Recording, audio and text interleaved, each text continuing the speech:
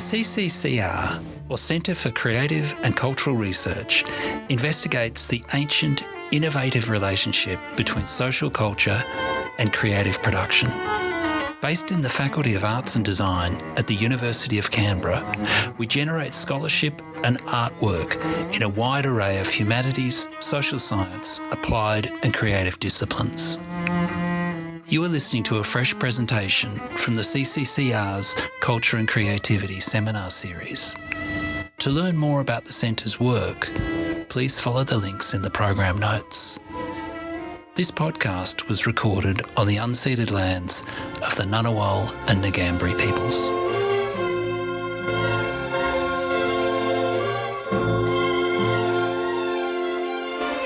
Hi everybody. My name's Paul McGee. I'm the Director of the Centre for Creative and Cultural Research. Delighted to see you all here today. I want to start by acknowledging that we are here on the unceded lands of the Ngunnawal and Ngambri peoples. I want to acknowledge all First Nations people here today and also all elders, past and present. Now today, it's my great pleasure to introduce Dr. Denise Thwaites. Denise is a curator, writer and researcher specialising in contemporary cultural economies, who is currently Senior Lecturer in Interdisciplinary Arts here at UC. Denise was awarded her PhD in Aesthetics through the University of New South Wales and l'Université Paris, number 8, before joining UNSW iCinema Research Centre as a Postdoctoral Fellow. She's worked in the contemporary arts sector at Roslyn Oxley Gallery, Australia Council for the Arts, Museum Contemporary Art Australia, alongside co-curating independent projects for the Institute of Network Cultures in Amsterdam, Artspace Sydney, This Is Not Art Festival Newcastle, New Beginnings Refugee Culture and Arts Festival in Sydney, and Next Wave in Melbourne. And Denise's research has been published in a bevy of publications ranging from Cordite Poetry Review through to Derrida Today. And as you'll see and hear, her work combines a really rare combination of hands-on artistic and curatorial work with really high-level philosophical engagement. So this is going to be a lot of fun. Cool. Thanks everyone for coming. There's a much better turnout than I expected. So thank you. So I thought I should probably start. I'd like to acknowledge that we're here on the unceded lands of Ngunnawal people. I feel incredibly privileged to be able to continue traditions of cultural transmission, to be thinking about, the meaning of what we do here day in and out, and to pay my respects to all First Nations people who may be with us today, and acknowledge the contributions of elders past, present and emerging. And so I suppose the first disclosure is that for anyone who was hoping there would be science in this presentation, maybe just, it's probably the good moment to leave, because let's just say that the term orbital maneuver is perhaps a kind of a loose and incongruous sort of metaphor that I'm using to describe, I guess, my experiences coming out of OSP earlier this year. So in the spirit of, heavily qualifying my talk, I'd like everyone to sort of join me in thinking about this as like, a sort of series of questions and provocations, really. Because it's kind of looking at this image as a way to think about how, not just my experience, but as many people as well find themselves, going for periods of outside study, to think about, what it means to us, what it's worth to us, and how we continue to make it relevant when we come back. So I'll be talking a little bit about that, just some more general thoughts about that orbital maneuver, while looking at early outcomes of some of the things I've been doing in France and the Netherlands. And then I'd really like to be able to open the conversation to everyone in the room about, how many different universes and orbits might already exist where we are. So does anyone here already know what an orbital maneuver is? Oh, I knew you would, Alison. So I guess to be honest, I don't even know where this image came from. It must have come to me in a dream, like all forms of divine inspiration. But my understanding, at least, is that an orbital maneuver is the process of changing the trajectory of a spacecraft from one orbit to another, typically achieved by utilizing rocket fuel or rocket engines to adjust the velocity and direction of the spacecraft. And so here's a couple of, funky illustrations about, how these different orbits around different celestial bodies can move. And as, I was exploring this idea, and I just found this term burn maneuver, orbital maneuver, quite compelling to explore in the first place, and to see how there's, this function for all those different kinds of, satellites or the kinds of bodies that we launch into space. When we get to this close moment, the perigee, how a kind of tactical deployment of force and energy can allow you to shift from one space to another. And it really got me thinking about this idea of, what a burn maneuver costs and also what it could be worth. I'm thinking about this in the context of, in at least my impression, is like a general impetus to remain on fixed paths of thought that can take us really far and take us really far really quickly. But when you're shifting between different ways of thinking, when you're shifting between different ways of making, of knowledge production, of different languages, different cultures, what is, how is that valued? And also, what does it potentially cost people? And how do we think and speak openly about those kinds of processes? And this is kind of drawing on, I suppose, what are these emergent lines of inquiry for me? For some of us in the room who might have been at our, Bethany and Tracy and I gave a talk in the last semester about our alternative economies of heritage project. So, I have an interest in cultural economies, but something that's really started to sort of develop in my mind is the idea of energy economies. Energy economies, in a very literal sense, are, I came across this, the real existence of energy economies via a friend who's an energies trader. And I wasn't aware that there are, real-time dynamic energy markets that require sort of a complementary knowledge of financial markets, but then also engineering about how do we move, natural gas through this pipe at this time, at this point, for this money. And for me, a really interesting anecdote that this trader shared with me is that they know that there is a spike at 7 a.m. of energy demand. And can anyone guess what that spike is caused by? That's right. Everyone getting up to turn on the kettle, right? And that this cumulative surge of people wanting a cup of tea or wanting a cup of coffee in the morning has this really sort of quantified impact on this, what is in some sense a very abstract market, but also a very sort of concrete system of infrastructures and people evaluating it. So hold on, where am I at? So this idea of energy economies, I find really sort of interesting and provocative. And I think as well, because when we think about how we structure labor and we structure, human resources, quote unquote, we're thinking often about blocks of time. And obviously there are other sort of ways of thinking about, our productivity. One of them being around potentially energy and desire. And obviously energy, some thinking around energy comes into different kinds of disability studies, ways of, there's the sort of the spoon theory. I don't know if anyone's heard about spoon theories, which is a little bit more centered around that idea of how much energy do I have to do a task rather than how much time do I have to do a task. So this is something that I'm interested in exploring a little bit more and have been looking, sort of following closely this particular project, Energy, a Philosophy of Practice, which is based out of the University of Dundee. They have a conference coming up that I sadly won't be able to go to because it's in Dundee. But, it's sort of premised on this inquiry about the philosophy of energy, because this is something that, harks back to classical Aristotelian ideas around science and what we mean by energy. And obviously has a lot of contemporary resonance around, climate crisis and the way in which the choices we make around energy are really, really significant. And it's an interdisciplinary project. So that's, I guess, where I'm thinking there. But I'm also interested because of energy having this resonance with other kinds of spiritualist traditions. And in the arts, we have a lot of kind of spiritualist artists who have described their work in terms of tapping into energies. And, in esoteric magic, energy work or in Reiki, energy work has an active force. The ability to change reality through the channeling of energy is quite interesting to me.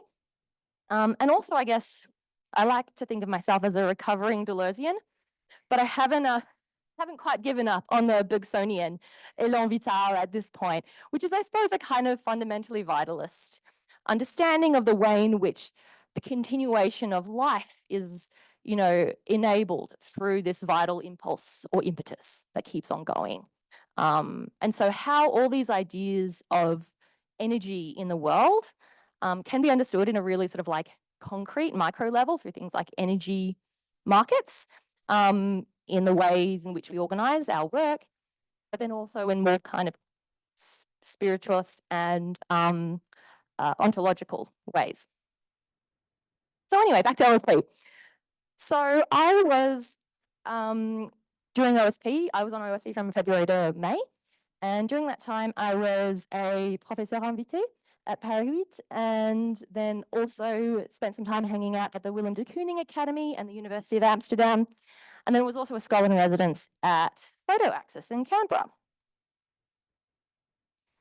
And so here's, for anyone who's not familiar with the University of Paris 8, it has, a reputation and a long history of being aligned with kind of experimental thought and activism.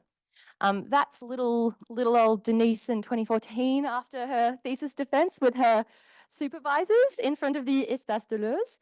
A really wonderful moment.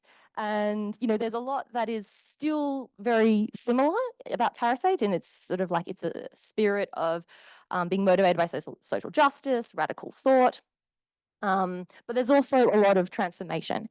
And it's an interesting orbit to shift back into, because there's a lot that is shared, I suppose, between UC and Parasite in terms of its mission, in terms of reducing inequalities and supporting sort of, transformational practices.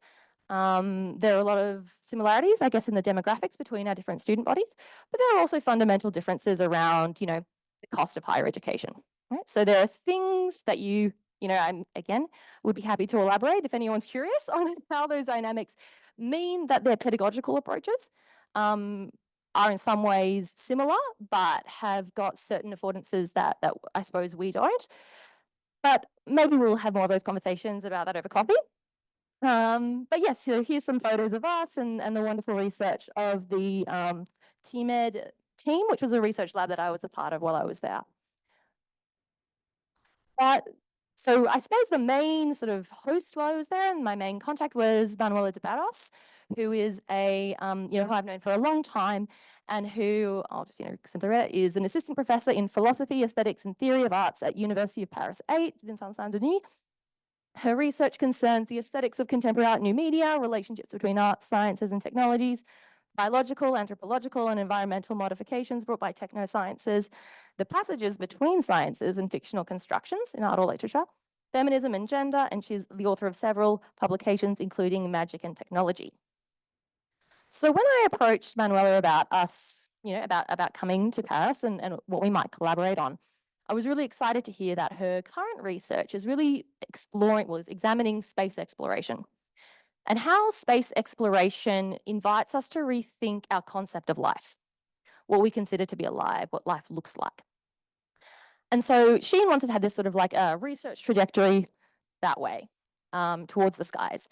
And in my case, I had been sort of interested in the way in which different kinds of cultural economies have this kind of resonance with ecological systems thinking as well, mycelium networks, root networks. And so what we figured would be a good way to bring those two different trajectories together is through this project, Corps Celestes, Etres Terrestres, which is celestial bodies, terrestrial beings. This was a bilingual program that we curated, an artistic colloquium, at the Centre for Wallonie in Brussels. Yes, that's what I'm translating it well. So it was basically the cultural centre, supported by the Belgian and Wallonian, I guess, funding body. Yeah. But a brilliant space that has a really experimental program called the Nova XX Biennale. So we were invited to present this artistic colloquium as a part of their program, which has is inspired by this idea of epistemological disobedience. And so what we were interested in doing was thinking about how we can bring artists and theorists together to talk about, this sort of cross path of trajectories between heading to the skies and also down into the deep soils of mycelium networks. So this was, our co-authored opening presentation. Forgive me if I just read it for a moment. And you can see Donna Haraway obviously photobombing us. So scenes of heaven and earth pulsate with symbolic meanings transmitted not only through culture, but through direct encounters with our living ecological systems. A conceptual journey from the skies to the soil, from the soil to the skies, allows us to reflect on the ways capitalist and colonial parameters dominate our current imaginary and how we might escape them. The program, Celestial Bodies, Terrestrial Beings, was conceived through a chaosmos of impenetrable structures and ethereal powers that plunge us into a state of confusion, while also offering us new plastic horizons of experience and understanding.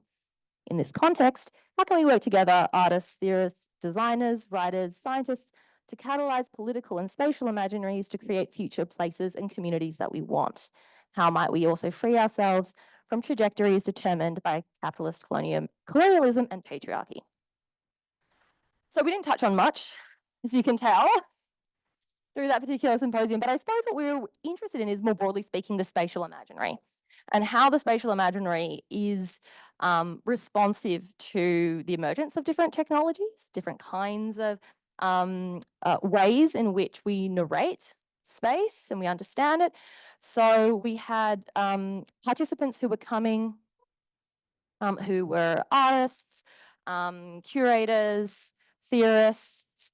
For example, so up the top here, we had Baden Calthorpe. He presented on his research working with biometric data harvested through sort of like sports surveillance technologies, where elite sports people are tracked during their training and their performance. And so a data practice that's looking at how these very embodied experiences and moving down the earth are sort of echoed by these movements of satellites. Annick Gouraud, who is on the forefront of looking at space exploration and the way in which the sort of advancing technologies in that arena is transforming our sense of what is living, ecological systems, and also what is potentially inhabitable. We also had contributions of Amélie Bouvier, and her research is looking specifically at this historical Pickering's harem, who were a group of female scientists who worked in Pickering's lab to be able to sort of like develop more knowledge about, the celestial realm, however, are often sort of englobed in this sense of the harem, and so sort of unearthing these stories of the women behind them and representing them through various sort of graphic and paper-based and such as etching and drawing mainly. There's Louise Charlier, who has a practice which is at the moment looking at this sort of speculative agency, imagining what it could be like to sort of try and sell the image of living elsewhere. Elise Morin, which is down the bottom there, her work she has a varied practice, but she was talking about projects that are looking at the impact of, nuclear testing, nuclear research on various sites. So she's done residencies at the site of Trinity in the United States. And here, the specific example, looking at how the ecological systems of near Chernobyl have sort of emerged and re-emerged in resistance to those events. Vidya Kelly Yunkankalu, she had a really interesting project that she shared with us, which was basically looking at, it was called #Sun. And she spoke about how in a place like Paris, when people are living in very dense population, sort of like densely populated and sort of closed in spaces, there is a sort of desire for the sun. And so she looked at how on social media people were using #sun to be able to find patches of sunshine and mapping the trajectories of people across the city looking for the sun. And so that piece there that's displayed is sort of a rendering of those kinds of pathways in a series. And then Natasha Ducouvet, she is the director of Siana Biennale, which is a sort of community-based project in outside Paris, where they think about how they can commune with their specific, the demographic, various demographic groups of their their surrounds, but also with the sort of natural surrounds, which are on these kinds of urban fringes, and what are the depths of relation that can be known. And then I have Interdisciplinary, who is an ethnographer of blockchain cultures. And she was looking at the way in which the kind of volatility of cryptocurrency markets have been kind of strangely like codified or overlaid with these phenomena like crypto astrology, trying to get a sense of the formalism of those technological systems mirroring a celestial order that is everlasting and reliable and permanent. And then finally, we had Anya Malenda, who is an architectural theorist and critic, and she was talking about welding beyond dimensions and the way in which Euclidean space governs our perceptions of what is possible in terms of urban design and how we live together, but inviting us to think about how, for example, monsoon methods of imagining space as a kind of resistant form could also imagine new ways of living together. If I press this, will this play? Yeah. So I suppose what the outcome was of this big sort of like broad topic, where we were also working across 2 languages. So half our presentations were given in French, the majority were given in French, and then we had 3 that were given in English. And then, but we had these other conversational panels at the end between artists where people were welcome to be able to sort of move between the 2. So people are able to speak in their native tongue, knowing that they can be understood by someone else in a and they can respond in their native tongue.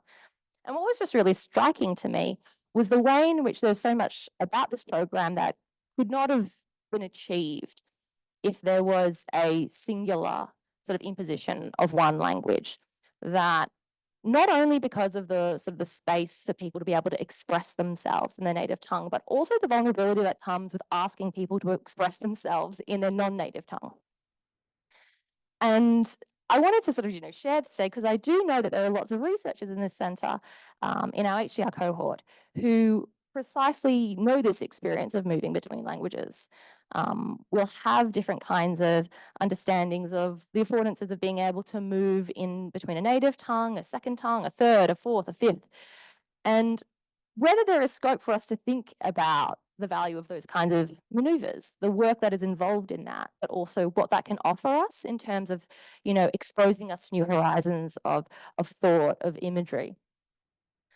So yeah, what kinds of distinctive conversations can emerge or be facilitated through a bilingual program, and how do we value these labors of connection? Because what was really touching, I suppose, about this particular experience was the sense of a desire to connect.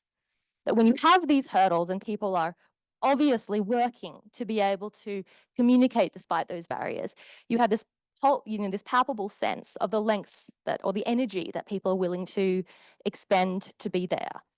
And so that was just, an interesting thought for me in the context of thinking about, how does that enable a different kind of encounter? And precisely new orbits of thought. So what came more specifically for me, and that I suppose I'm still in the process of reflecting on, is as I was being able to, I was having to think about how I would present my own work and my own kind of professional and scholarly and creative practice, I was conscious of the way in which the word, curator is evolving in the French language. People would often say commissaire d'exposition, but that's a very exhibition-based way of understanding what a curator is and a connoisseur. But sort of curatrice is a word that you see more now. And it's interesting because, it has, etymologically the same link as curator, but something about the sort of the sound of that word in French just made the connection between a kind of curative and a curator really palpable to me in a way I hadn't heard it before. And so it got me thinking about the way in which a curative, something that seems to be medicinal, is something that can enter into a system and change its course. And I think we often think about curatorial practice in that relational sense. And the cure can be the poison, as we all know, things can go either way. But what does that mean to play that role? To see yourself as something that can be an infiltrating force. And in that sense, what responsibilities do we hold in that role? But also the way in which people will describe, for example, what we call an artist-run space in Australia.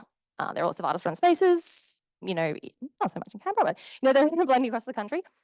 We might talk about like community-based practice, community-based arts. But the word that I saw people going to in France was associative. And there is a term in French we talk about like la vie associative, associative life, to encompass community life, to encompass cooperative practices. The term collaboration is used, but I have had people tell me that there can be a hesitance, particularly amongst a certain generation, because of the connotations of the collaboration with the Nazi regime in France.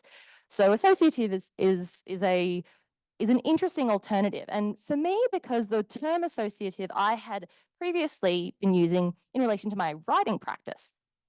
We think about free, open association, and we think of people like Virginia Woolf or Joyce or André Breton as people who are engaging in a kind of practice where they're sort of their way of making is about an openness and a sort of an ability to associate things that may not have a rational connection to them, but have a kind of either subconscious or intuitive relation. And so this is, again, this is the kind of way I work in general, in a curatorial sense. So there we go, some more examples. Because I guess that's it as well. When you're doing community-based work, I think one of the big things we often think about social practice is being very process-oriented, because we know how to talk about the process. We can make process sound controlled. We can make process sound scientific and systematic. But ultimately, what comes through in the making is something that's built collectively. And it's something that I think is interesting to consider, not in terms of necessarily intentional collaboration, but how different unpredictable associations for each party in a collaborative process of making brings forth something that could not have been predetermined, is about a sort of radical openness to others that, is not necessarily captured by the idea of collaboration, which has more of a purposeful, strategic end to it. So yeah, this was my question. If the right to free association is essential to community life, how might a curatorial practice also be nourished by the right to freely associate forms and concepts that are otherwise divided along disciplinary, social, or economic lines? So then Orbital maneuvered to the Netherlands, and this is shorter. So this was had a grand old time here. I was in Rotterdam for part of it, and then I was in Amsterdam. In the second image you can see there is at the Willem de Kooning Academy. And I was really interested in visiting the Willem de Kooning Academy because they have a very interdisciplinary program. And what really struck me about their program when I went and I learned about it was that the way in which their building is structured is that it requires people to walk through each other's studios to be able to get to where they want to go. And so it's a kind of long route, right? But it's one that means that you're always having to be, where you become somewhat aware of these other orbits that are around you, the making that is happening, the different languages of creation. And so it was another context where I was thinking about how that a lot of people might groan about not having the most direct route, but how a purposeful organization of studios, of offices can actually impact your ability to create together and to teach together, because all of their subjects are co-taught. And then something else that I suppose really struck me about, the exhibitions that I saw in the Netherlands and generally also my experience in the city is the way in which there is this really interesting sort of crafting of networks. So flows of people through the city. Now, I don't know if anyone else has been to this tunnel in Rotterdam, but there is an underground layer, which is for pedestrians, and over the top there is the cyclists lane. So you have these sort of like two registers of people meandering underneath the great port of Rotterdam, these massively, in terms of global economy, a significant place. These two registers of catering for different flows and spaces of people trying to move across the city. And camera bewaking, I first looked at that and I was like, oh my God, what an interesting combination of words. It just means CCTV. But again, I thought it was, an interesting way in which they can sort of, I guess, yeah, associatively, it's what leapt out at me there as well. Because some of you may be aware that, again, in the Netherlands, there is this kind of celebration, or there's a reputation for this really vibrant alternative publishing space, experimental publishing practice as well. And I was delighted to be able to visit Varia, which is, we say, like, a community-based organization. They run their own server. They hold workshops, and they also have, publish different kinds of formats of work. But they have, a very sort of like clear sort of progressive agenda and community-oriented agenda. And what was really interesting as well that I learned there is that they've effectively operated as a kind of shadow curricula to other kind of major institutions. So where there have been students who have been interested and inspired to be able to, extend their thinking around a particular topic or to be able to push themselves, these kinds of spaces become this avenue to channel that energy, to challenge that curiosity and desire, which made me think actually quite a bit about, I don't know if many people here know the story of photo access in Canberra. But it was likewise sort of initiated by scholars from the ANU School of Art a long time ago. It had very explicit kind of cooperative aims to be able to foster actually skills for employment for people, that there was funded by these kinds of programs to teach people how to take photographs, but also had a really fundamental role in being able to sort of enable photo documentation of different kinds of protests, different kinds of activism throughout the city. And it is still, a member sort of member-based organization. And I think the country's only publicly accessible darkroom. So as an outcome of all this thinking, we've been doing some sort of co-teaching with them this semester and doing special projects precisely around experimental publishing to see how we can also think about our relationships with these non-sort of academic institutions as being a kind of exchange and circulation of energies, questions, and certainly for our students, potential horizons that they can explore after their studies here.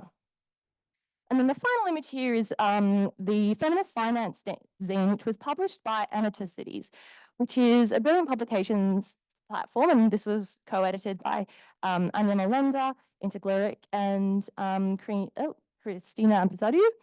And this was actually if you can believe it, a conference proceeding style thing. So this was an outcome of the Money Lab conference back in 2020.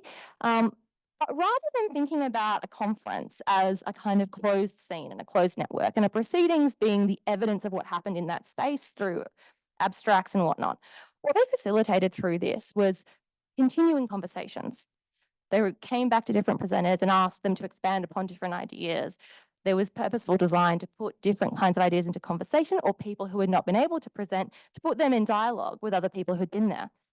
And so beyond creating this zine, which was then distributed, they also created a freely available syllabus, which was sort of like developing once more on things that were shared in that sort of more closed environment, to sort of like think about those energies as not sort of like being contained and suppressed in one place, but contributing to an ongoing kind of ecosystem of thought and action. So I'm really thrilled that we'll be collaborating with other cities as well to think about how we can develop something like this as an outcome of Celestial Bodies, Terrestrial Beings.